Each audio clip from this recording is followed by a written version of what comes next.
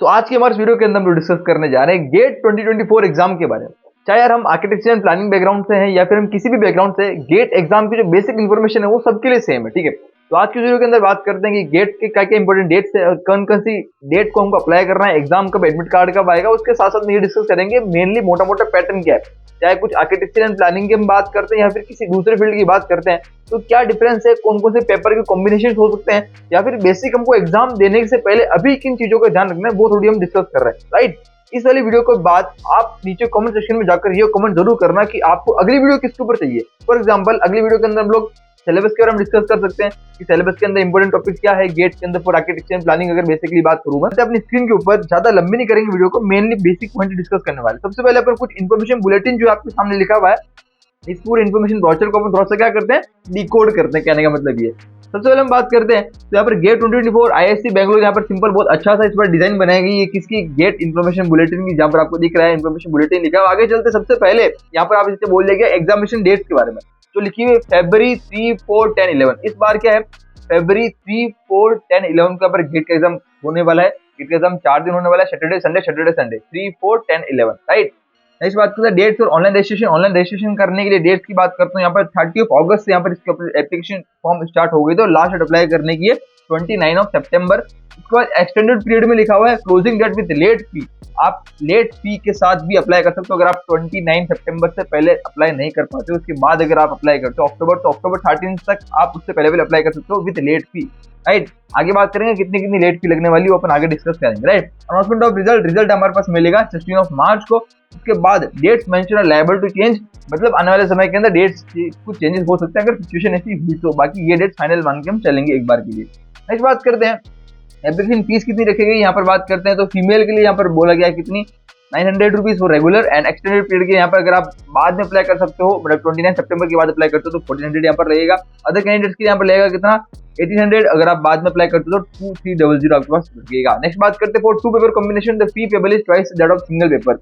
मतलब क्या कहना चाह रहे हैं कि यहाँ पर 2 पेपर होते हैं, एक तो पहला पेपर होता है, या फिर अगर आप साथ साथ के अंदर कोई दूसरा पेपर भी देना चाहते हो तो भी दे सकते हो। अब आगे डिस्कस करते हैं कि 2 पेपर कॉम्बिनेशन क्या होता है, जिसको नहीं पता है वो अपन आगे डिस्कस करते हैं। ठीक है ना, नेक्स्ट बात करते हैं, इसके अंदर कुछ कंटेंट लिखा हुआ है, अपन सीधे आ जाते हैं मेन पेज के ऊपर। तो बात कर लेते हैं हाइलाइट्स ऑफ गेट 2024 के बारे में। राइट, क्या क्या इंपोर्टेंट पॉइंट्स अपन ध्यान देंगे। पहली बात लिख रहा है कि आईआईएससी बैंगलोर इस बार जो है गेट का एग्जाम कंडक्ट करा रहा है। IISc Bangalore, Indian Institute of Science, IISc Bangalore. हर बार क्या होता है ना, अलग अलग कुल मिलाकर 7 आईआईटीज हैं, जितनी भी टॉप 7 आईआईटीज हैं प्लस एक आईआईएससी बैंगलोर, ये 8 जो है कुल मिलाकर इनके अंदर एडमिशन मिलता है और साथ के अंदर यही क्या एग्जाम कंडक्ट कराती है हर साल। इस बार क्या आईआईएससी बैंगलोर एग्जाम कंडक्ट करा रहा है फॉर गेट 2024 वाला एग्जाम। ठीक है, तो कैसा एग्जाम हो सकता है इसका कुछ अंदाजा नहीं लगाया जा सकता, हार्ड आएगा इजी आएगा, पर लेकिन सही बात है गेट का एग्जाम है तो गेट का एग्जाम थोड़े से लेवल के आते हैं। ठीक है ना, नेक्स्ट बात करते हैं डेट्स ऑफ एग्जामिनेशन। एग्जामिनेशन की डेट अपन बात कर चुके हैं कि 3, 4, 10, 11 फरवरी रहने वाली है। The exam will be held in 2 session on this dates, forenoon and afternoon.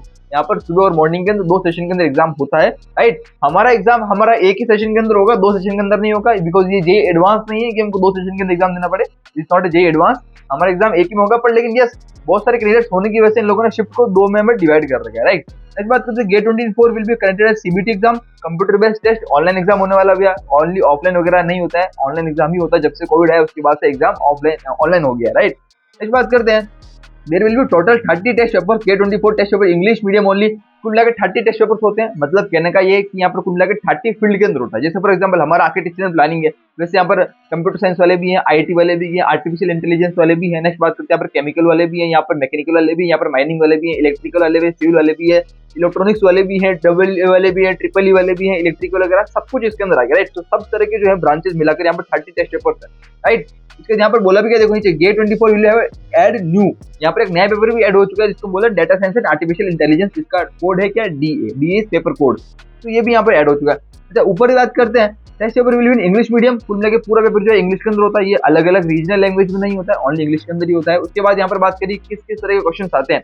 यहाँ पर आपको देखने को मिलते हैं मल्टीपल चॉइस क्वेश्चन एमसीक्यू, उसके बाद multiple select question MSQ and numerical answer type question NAT जिसको हम कहते हैं। 3 तरह के क्वेश्चन यहाँ पर आते हैं। ऐसे बोला गया है in MSQ only 1 out of 4 options correct. यहाँ पे कुल मिला के एमसीक्यू मतलब एक क्वेश्चन करेक्ट होता है, एमसीक्यू मतलब एक से ज्यादा ऑप्शन सही हो सकते हैं, एमएसक्यू को मल्टीपल सेलेक्ट क्वेश्चन कहते हैं। नेक्स्ट यहाँ पर क्या है, NAT numerical answer type question, जिसके अंदर आपको वर्चुअल कीबोर्ड स्क्रीन के ऊपर आएगा, उसमें से कुछ वैल्यूज फिल करके आपको फिल करना होता है, मतलब कैलकुलेट करके फिल करना होता है। राइट, तो वर्चुअल स्क्रीन के ऊपर कीबोर्ड आएगा, लिखा भी देखो on screen virtual calculator provide किया जाएगा। आगे बढ़ते हैं, नेक्स्ट यहाँ पर कैलकुलेटर भी प्रोवाइड किया जाएगा, वर्चुअल कीबोर्ड, राइट। नेक्स्ट बात करते हैं, इसमें बोला गया candidates allowed to appear for 1 और 2 टेस्ट पेपर्स ओनली। देखो इसमें क्या बोला गया है कि यहाँ पर आप चाहो तो 1 या फिर 2 पेपर के अंदर अपीयर हो सकते हो। कहने का मतलब ये, अगर एग्जाम्पल के लिए यहाँ पर आप जब नीचे जाओगे तो नीचे आपको बहुत सारे पेपर के कॉम्बिनेशन दे रखे हैं, ठीक है। अगर आप एक पेपर जो आपका फील्ड है, जो आपकी ब्रांच है, फॉर एग्जाम्पल हमारे आर्किटेक्चर एंड प्लानिंग है, तो आर्किटेक्चर एंड प्लानिंग के साथ साथ आपके पास एक कॉम्बिनेशन है सिविल का, आप चाहो तो सिविल इंजीनियरिंग का पेपर भी दे सकते हो, या फिर एक को जो बोलते हैं जियोमेट्रिक, तो जियोमेट्रिक इंजीनियरिंग या फिर सिविल, ये भी कॉम्बिनेशन आर्किटेक्चर के साथ साथ, तो आप चाहो तो ये पेपर भी दे सकते हो आर्किटेक्चर के साथ साथ, राइट। तो एक पेपर भी दे सकते हो आप, 2 पेपर भी दे सकते हो, ये आपके ऊपर चॉइसेस है। तो आप एक दो सकते हो, 2 सकते हो, तो ये क्या कॉम्बिनेशन है। तो ऐसा करके हर एक ब्रांच के साथ, हर एक फील्ड के साथ 1 या 2 पेपर के कॉम्बिनेशन है। तो नीचे आपको कॉम्बिनेशन बता रखे हैं, तो आप चाहो तो कॉम्बिनेशन वाले पेपर भी साथ साथ दे सकते हो, और आपकी जो अप्लाई करने की फीस है और जितनी डबल हो जाएगी, ठीक है। ये बहुत सारे स्टूडेंट देते हैं, फॉर एग्जाम्पल ऐसा मोर नंबर ऑफ फील्ड ऑप्शंस के लिए देते हैं, राइट। नेक्स्ट बात करते हैं, यहाँ पर आपको लिखा है candidate appears for 2 test are required to fill out single application form only. अगर आप 2 टेस्ट दे रहे हो तो आपको एप्लीकेशन फॉर्म सिंगली फिल करना होगा। जब आप एप्लीकेशन फॉर्म फिल करोगे उसके अंदर आपके पास पेपर कॉम्बिनेशन चूज करने के लिए बोलेगा, आपको 1 पेपर देना है, 2 पेपर देना है, राइट। उससे आप डायरेक्टली चूज कर लोगे तो उस हिसाब से आपकी फीस लग जाएगी, ठीक है ना।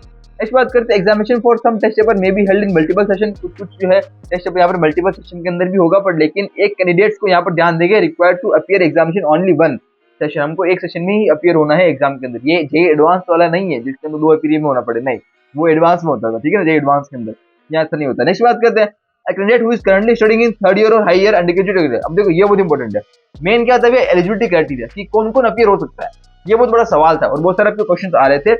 मैं आपको कहना चाहता हूँ, ध्यान देना कि जब से न्यू एजुकेशन पॉलिसी आई उसके बाद रूल हो गया है, अगर आप 3rd ईयर के अंदर हो, 4th ईयर के अंदर हो, चाहे आप आर्किटेक्चर एंड प्लानिंग कर रहे हो उसके अंदर, आप चाहे आर्किटेक्चर के अंदर आप फाइनल ईयर के अंदर, राइट। तो 3rd year, 4th year, 5th year, आप 3rd ईयर से लेकर किसी भी ईयर के अंदर हो तो आपको क्या करना पड़ेगा, आप एग्जाम दे सकते हो, आप गेट का एग्जाम दे सकते हो, राइट।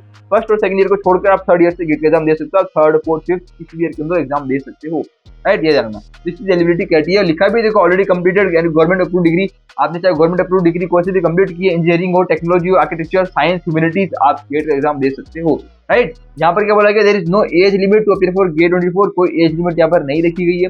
नेक्स्ट बोला गया, application will be accepted online through GATE 24 application portal.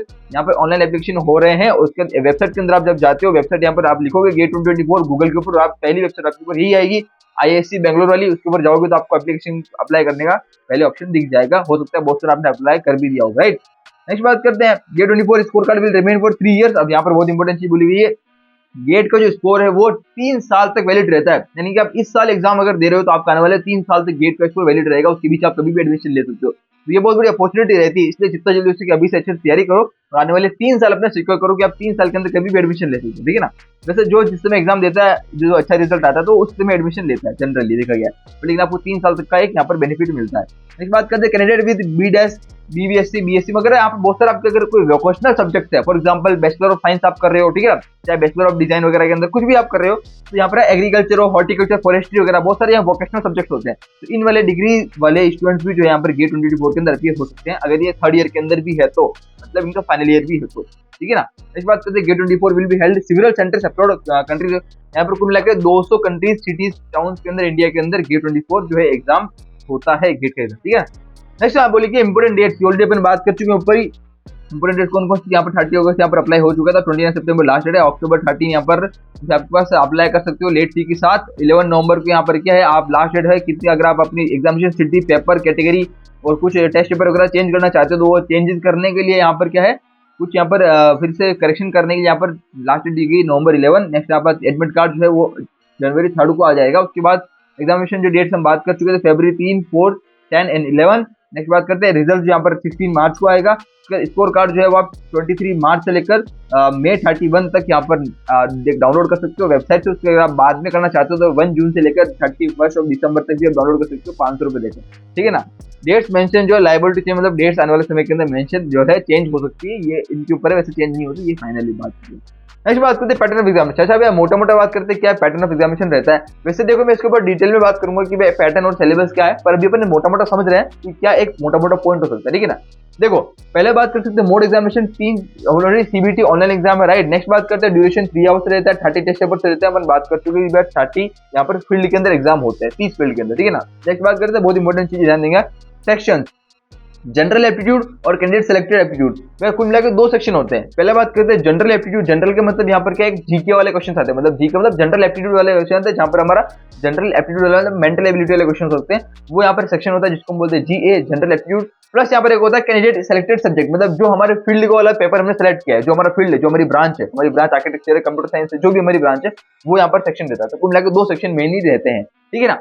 Next बात करते हैं टाइप ऑफ क्वेश्चन, जो भी ऑलरेडी बात कर चुके हैं। एक तो एमसीक्यू होगा, एमएसक्यू होगा, एनएटी होता है, तीन तरह के यहाँ पर टाइप ऑफ क्वेश्चन होते हैं।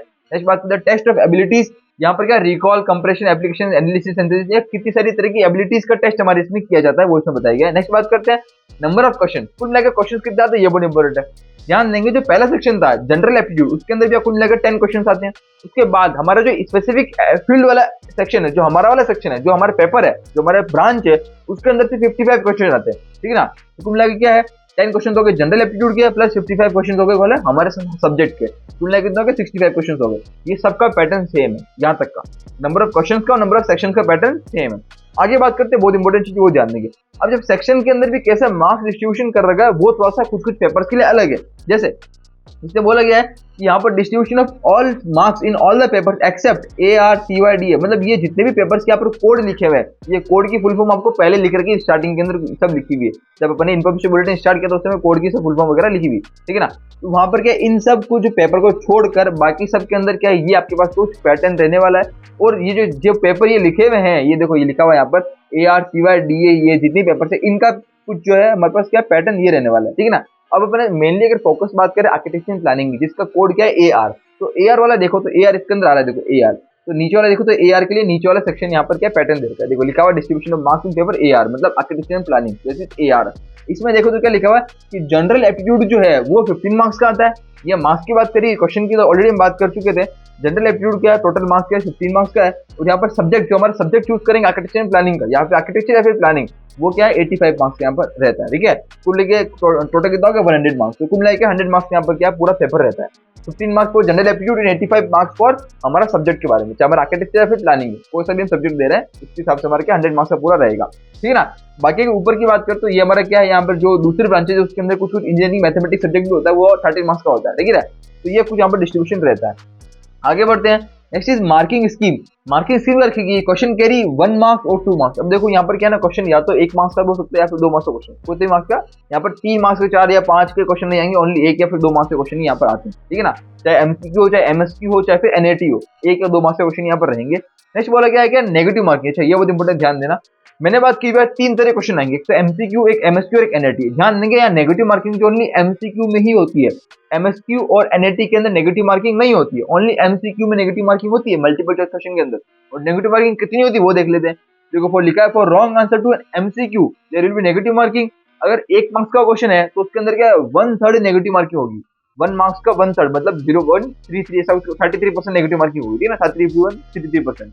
अगर 2 मार्क्स का क्वेश्चन है तो नेगेटिव मार्किंग कितनी होगी, 2/3 नेगेटिव मार्किंग होगी। तो यहाँ पर क्या नेगेटिव मार्किंग कुछ पॉइंट्स के अंदर होती है, 1 मार्क्स का है तो 1/3 नेगेटिव मार्किंग एंड 2 मार्क्स का है तो 2/3 नेगेटिव मार्किंग, राइट। ये फॉर एमसीक्यू। एंड फिर मैंने बोला आपको एमएसक्यू के अंदर कोई नेगेटिव मार्किंग नहीं होती, एनएटी न्यूमेरिकल आंसर टाइप के अंदर कोई नेगेटिव मार्किंग नहीं होती, right. There is no partial marking any question, कोई क्वेश्चन के अंदर पार्शियल मार्किंग भी नहीं होगी। अगर एमएसक्यू के अंदर एक क्वेश्चन सही लगाए तो 1 मार्क्स मिल गया, 2 लगाए 2 मार्क्स मिल गया, ऐसा कुछ नहीं होगा, पार्शियल मार्किंग वगैरह यहाँ पर नहीं है, राइट। अबाउट गेट, तो ये सब कुछ क्या था, मोटा मोटा कुछ इन्फॉर्मेशन दी हुआ है गेट्स के बारे में, राइट। अब यहाँ पर लिखा अबाउट गेट, गेट क्या होता है, गेट कौन कौन से एग्जाम कंडक्ट कराते हैं, मतलब कौन कौन से 7 IITs है उसका नाम लिखा, IIT Madras, IIT Kanpur, IIT Guwahati, IIT Roorkee, IIT Delhi, IIT Bombay, ये 7 IIT प्लस एक IISc बैंगलोर, ये 8 जो इंस्टीट्यूट है, बड़े बड़े टॉप इंस्टीट्यूट है इंडिया के, ये क्या है गेट 1 by 1 कंडक्ट कराते हैं। तो इस बार क्या IISc बैंगलोर कंडक्ट करा रहा है, ठीक है ना। यहाँ पर क्या गेट एग्जाम सीबीटी होता है, कौन कौन से यहाँ पे ब्रांचेस के अंदर होता है वो यहाँ पर लिख रखा है, वो सब जो बेसिक चीजें ऑलरेडी अपन बात करते हैं उसके यहाँ पर थ्योरी में लिख रखा है। यहाँ पर गेट एडमिनिस्ट्रेशन के बारे में लिख रखा है, यहाँ पर लिख रखा है टोटल कितने जोन है, कुल मिला के हर एक IIT का अपना जोन होता है, तो उसके जोन के अंदर वाले जो जितने भी आसपास के स्टेट या फिर डिस्ट्रिक्ट होते हैं उसके अंदर वाले बच्चे वहां पर उस जोन के अंदर एग्जाम देते हैं। तो लिखा है कौन कौन से जोन के अंदर कौन सी IIT, कौन कौन से स्टेट या फिर कौन कौन से डिस्ट्रिक्ट आ रहे हैं, वो यहाँ पर लिखा हुआ है, राइट। नेक्स्ट बात करते हैं हमारे इतना कुछ काम करिए। नेक्स्ट बात करते हैं अपॉर्चुनिटी गेट क्वालिफाई करने के बाद क्या क्या अपॉर्चुनिटीज होती है, उसके ऊपर भी अपने अलग से डिटेल में बात करेंगे। गेट के अंदर क्या क्या बेनिफिट है, कौन कौन सी जॉब के अंदर, क्या गवर्नमेंट जॉब के अंदर स्कोप्स हैं, क्या क्या चीजें हैं, वो अपन डिटेल में डिस्कस कर सकते हैं। ये जरूर आप नीचे कमेंट सेक्शन में जाकर कमेंट करना कि आपको किस टॉपिक पे क्या वीडियो चाहिए, गेट के बेनिफिट हो, स्कोप हो, देखिए या पेपर पैटर्न के बारे में हो, किसके ऊपर क्या डिटेल में टॉपिक के ऊपर चाहिए वीडियो, जरूर नीचे से कमेंट सेक्शन जाकर कमेंट करना। आपके कमेंट की बहुत ज्यादा रिक्वायरमेंट है मेरे को, ठीक है ना। मिलता है अपनी अगली वीडियो में, तब तक के लिए अपना और अपना हमेशा ध्यान रखें। धन्यवाद।